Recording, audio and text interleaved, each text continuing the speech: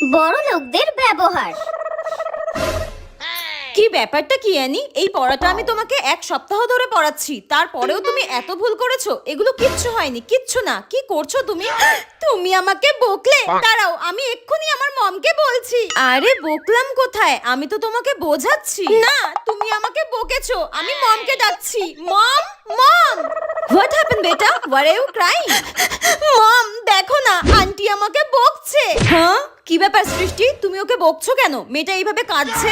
না না বৌদি, আমি ওকে বকিনি। দেখুন, ও সমস্ত পড়া ভুল দিয়েছে, তাই ওকে বোঝাচ্ছিলাম।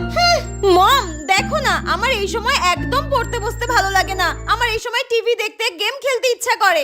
এই শোনো সৃষ্টি, পরের দিন থেকে তুমি যদি সকালে পড়াতে আসতে পারো, তাহলেই আমার বেটা তোমার কাছে পড়বে, নইলে তোমাকে পড়াতে আসতে হবে না। আমি যদি পড়ানোটা ছেড়ে দেই, তাহলে মায়ের ওষুধ কিনবো কি করে?